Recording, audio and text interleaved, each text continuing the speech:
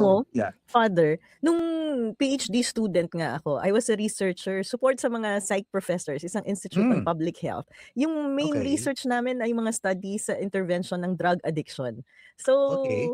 oo, at doon ko natutunan na may genetic ano din siya ha, relations. May mga tao Yes. talaga na pinanganak na may more likely magkaroon ng addiction. That's one. And then at the time, ako kasi yung ako yung taga quantitative analysis. Ako yung taga gawa ng math. So hindi ako yung Galing. pero Okay. ano siya experimental design. But we're looking at mga immigrant mothers sa US na may addiction problem, and we're actually looking at spirituality as an intervention kung paano matitigil yung kanilang drug addiction. And batay dun sa pag-aaral namin, mindfulness, spirituality are Yes. effective intervention Effective para interventions. matigil ang drug addiction. Pero yun nga yung I think importanteng malaman to ng mga kababayan natin na may genetic aspect siya. Meron Yep. talagang mga tao na dahil sa genetic makeup nila, may higher likelihood na maging prone sa addiction kumpara sa iba. So marami pong dimension ang dahilan ng pagkakaroon ng addiction. Yan. So sige, Yep. Father, Totoo, continue your story. Dagdagan ko lang din, Prof. Shelo, yung isa sa pinag-aralan din namin sa psychology is also part of the genetic is, yun na nga, habang nasa sinapupunan, kung paano nagbubuntis, yung makeup ng couple. I remember, this is my mother telling me na meron siyang threatened abortion, manipis yung kanyang matres, and hindi kumakapit, and the advice back then of her pedia was a jigger of brandy. I saw your Wow. face lighting up. Sabi ko, ganyan yung mukha ng tatay ko raw na kapag iinom na, tapos na tayo kumain. Sasabihin ng tatay ko, Han, ito na yung gamot mo. So, iinom yung nanay, hindi naman nauubos. So, yung matitira, doon excited yung tatay ko. Yung tatay ko taga Pasig, taga San Joaquin, and medyo mahilig sila to celebrate to the bottle, and I think, and me, tinignan ko rin yung sarili ko. I had that inclination, I love gatherings with drinkings, and sabi ko, kapag hindi ko binantayan to, I might have given up substance abuse, pero yung Mag-shift lang alcoholism, Yeah. mag-shift, maghahanap, Yeah. working in the drug rehab for since 2002, nakita ko yung shift na yon, Yeah. na naghahanap ng ibang outlet, sigarilyo, activities, alcohol. So ito yung, there are healthy and unhealthy coping. And sabi mo nga, yung spirituality ay nakatulong. So I think it did, because I also introduced it in the drug rehabs na aking pinagtrabahuan at tinulungan based from my own experience of healing. So this term that you could say na wounded healer, yung tao, and that is something that I hold on to for years, since simula nung nakaranas ako ng paghilom ng 95, nakabangon ako sa relapse ng 2002, and nagtatrabaho ko sa rehab. Dala-dala ko yon na madaming interventions para sa addiction. At dahil sa may intervention, may pag-asa ang addiction na magamot. Hindi at kailanman hindi solusyon ang bala at pagpatay. Yeah. Ito yung kinundin ako sa panahon ni Duterte. Pero Di ba sa US, parang meron silang discovery doon na, sa US kasi di ba parang sila yung merong parang pinakamaano na concept ng serial killing. Yeah. Na, parang meron silang yung study nila doon shows na yung mga serial killers nila, yung mga serial killers sila sa US, pare-parehas na merong excessive na serotonin. Yeah. Ganon. The serotonin is actually produced for even when there is no action that would have merited. The serotonin is the feel good hormone enzyme. It floods your brain with pleasure. So even if you're doing something that's morally reprehensible, your brain will not accept that kasi it's producing the pleasure hormone. So saya ganyan. So that's why yes, may shared physical characteristics yung mga but there are also other shared characteristics. Normally tendency is they're single, they're male, they have an abusive background, and ang age nila is late 20s to very early 40s. Doon sila magsa-start. And you might not know, baka kaya siya nagkaroon ng nag-ano ng excess serotonin because of physical damage to the brain, because nga abused di ba, a lot of Yes. them get abused, Yes. and especially if you're a kid, and a lot of them got abused as a kid, talagang physically abused, talagang grabe abused. So And- learned. When you are abused as a kid, you get blunt trauma in your head that would create lasting damage for the person. Kaya nga, di ba, sinasabi, kung mananakit ka kung mamamalo ka, huwag papaluin sa ulo kasi baka maging serial killer. Diba? Pero hindi rin na like I said, even kumbaga sa predictability, only a predisposition. Kaya nga importante yung word na predisposition. It can create a predisposition, but the predisposition doesn't mean na automatic yun na yun. Kailangan pa ng enabling condition. Kailangan nyo ng enabling condition. Kaya yung addiction. It only, Sas, kumbaga parang ang binibigay lang niya, yung mga tendencies. Ano yung mga tendencies nung ano? Ano yung mga tendencies ng ano? Let me explain at what is a disposition. Okay? A disposition. Halimbawa yung vase. You know your vase, di ba? You have a vase. Yes. Ngayon, a vase has a disposition to break or not to break because of how it's built. Okay? Ngayon, ano doon yung magmamaterialize? Okay? When depending on its interaction, kailangan ng enabling condition. Ngayon, yung kung vase lang naman ay naka tayong malumanay lang sa iyong mesa, so what is the disposition that would actualize? Not to break. Pero once you get a hammer and you let it interact with the hammer by hitting it, its disposition to break will materialize. Okay? So now, that is a disposition. Okay? Hindi mo pa pwedeng sabihin na, kaya siya nabasag kasi talaga naman talagang may disposition. Bound siya mabasag. Actually, hindi. Meron siyang disposition for both. For it to break and not to break because it's how it's built. Ano yung ang nag-actualize lang doon is its interaction with another object that could make it break. Okay?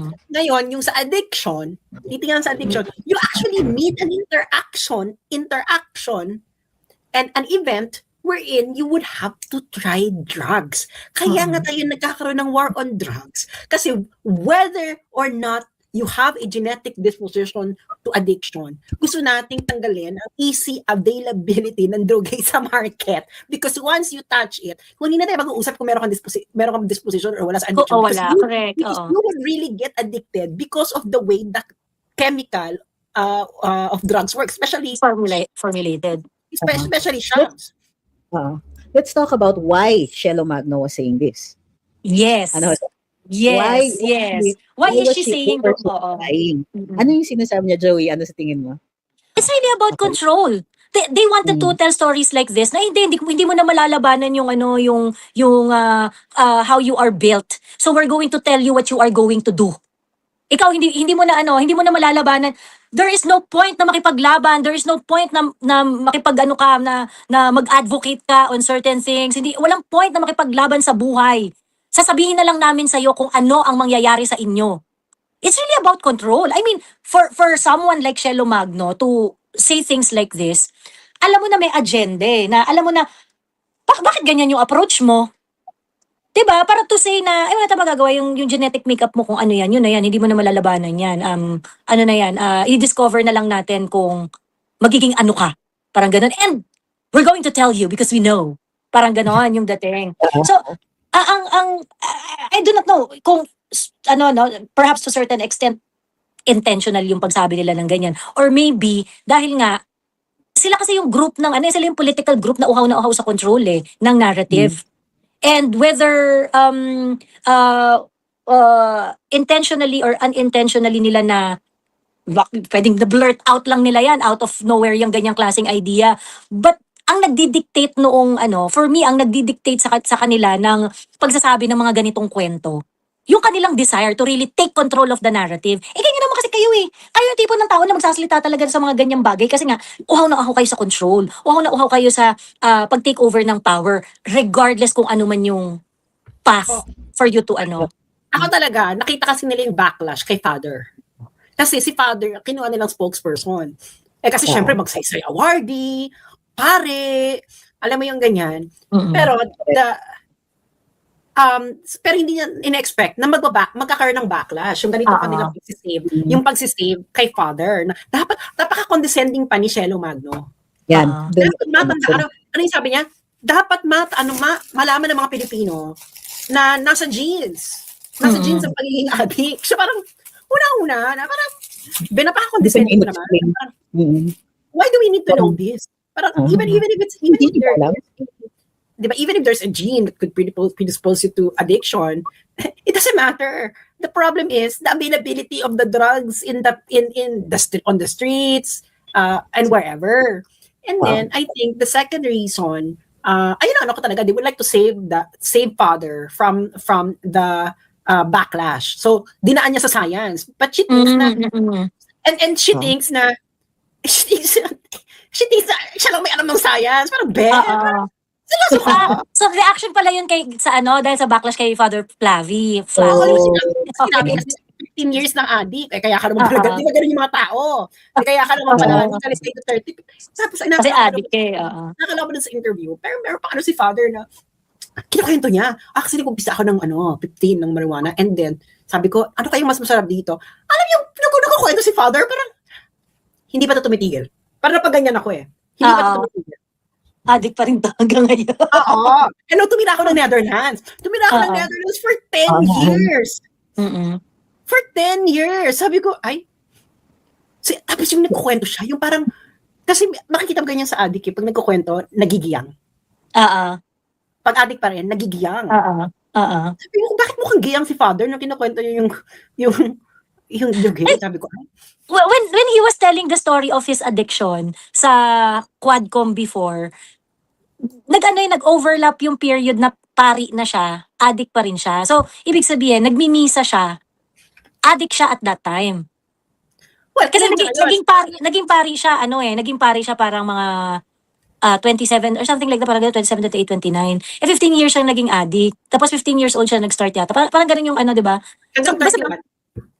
Hanggang 31 nag-addict. Nag-addict. Oo. So, ibig sabihin, nagmimisa na siya, addict pa rin siya. Kaya nga, ako talaga, nung nagkukwento siya, talagang sabi ko, bakit mukhang giyang? Bakit para siyang excited nung kinukwento niya yung, alam mo yung nakikita mo sa mukha na parang, si Father, o bakit parang gustong mag-hits, ganyan. And, don't you think that it's part of the Dilaw tendency to make narratives about victims? Kahit si Father Flavi, parang relishes presenting himself as a victim. Na all drug addicts are merely victims. I understand the being victim of circumstance, but at some point you make a choice, di ba? Like crimes are the result of your choice. Except for negligence. Iba, choice mo pa rin yung negligence. Choice mo not to give the required standard of care. Pero yung yellows like to, okay, I'm gay because I'm a victim, or I'm gay therefore I am automatically a victim. Mga ganyan. I am poor, automatically I'm a victim. Gusto nila yung narrative of victimization. And there's always somebody that they want to point the blame on. Very conveniently, their political enemy. Alam mo kung para saan yan? Yeah. Para saan yan yung gustong-gusto lang pag mukhang kinakawawa sila, biktima sila. Alam mo kung para saan yan? Tanungin niyo ako, para saan yan? Para saan yan, Sas? NGO funding. Hindi naman bibenta sa Pilipinas ng pa-victim. Pero kailangan mo pa-victim para kaawaan ka ng mga puti. Ay, nakakaawa. Nakakawa naman ng baby. Bigyan natin ng funding kasi kinakawawa sila sa Pilipinas. I'm so appealing. Don't you see the exaggeration? Of course, the more exaggerated you are, the more it would sound alarming to your founders. So tuloy ang kaperahan. Pero sa mga Pilipino, nandidiri, ano ba ito? Nakakadiri naman tong dramang to. Gagawin pa nila yan. Kita mo na, they're victim blaming, ganyan, pahinging pera, ganyan sila sa mga founders nila. Mga founders, send the NGO money, ganyan. Kasi, look, kinakawawa kami. Tigilan nyo nga ako. That's it. That's it. Their entire election communications is always victimhood. Bakit nyo inaapi si Lenny? Diba?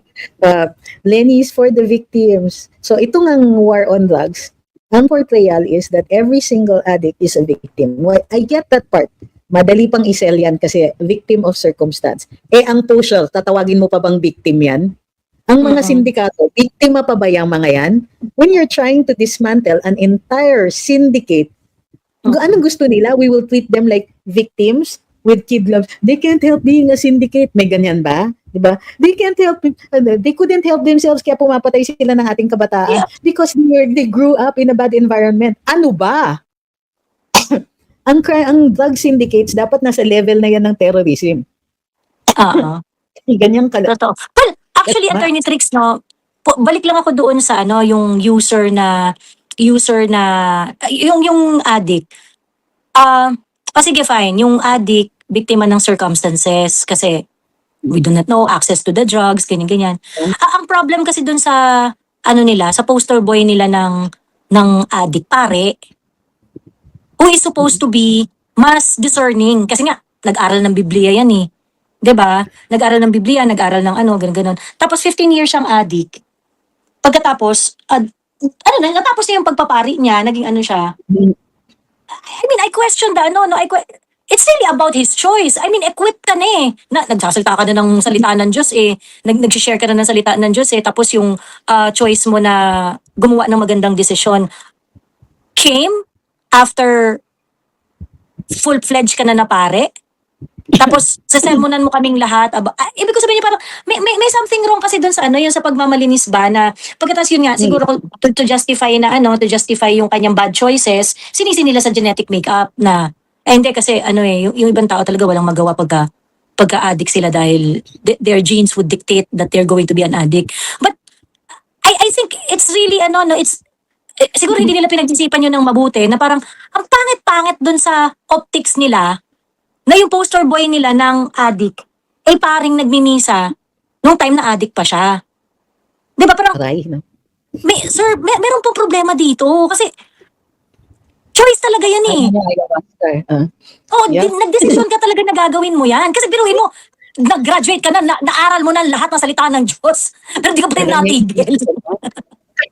Kaya nga hindi ako naniniwala, Joey, na talaga hindi ka na Jodic.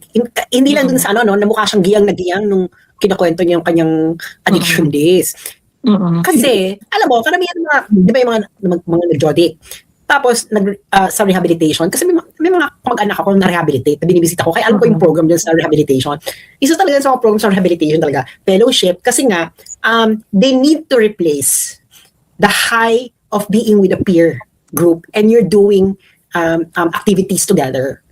Okay? And they're doing activities together kasi nga yung addiction kasi patong-patong kasi siya ng addiction eh. Yung in the company of others, tapos yung you're having fun together, ganyan. So galing yung kasama sa rehabilitation na pinapalitan nila yung yung iba they engage in religious activities. Kasi nga, of course, when you're singing praises to the Lord, you're reading, you're having fellowship, it produces a natural high. It increases your, di ba? Ano to, happy hormones, but dopamine. It increases your, di ba? When you're singing, when you are reading something nice, it activates the pleasure centers of your brain. So ngayon, yun yung nagiging safe substitute doon sa whatever na you took. So napapalitan lahat. So pinapalitan nila yung sources mo ng high, okay? Kaya ngayon, ito Father, nagseminaryo ka, nagpe-praise the Lord ka forever doon. Hindi siya nag-transfer. So, hindi sabihin, hardcore to. And that is another contradiction dun sa claim niya. Yung pagiging addict daw niya ng 15 years ay out of curiosity. Pag addict ka at ginagawa mo ng 15 years, hindi po yan curiosity. Addict ka talaga.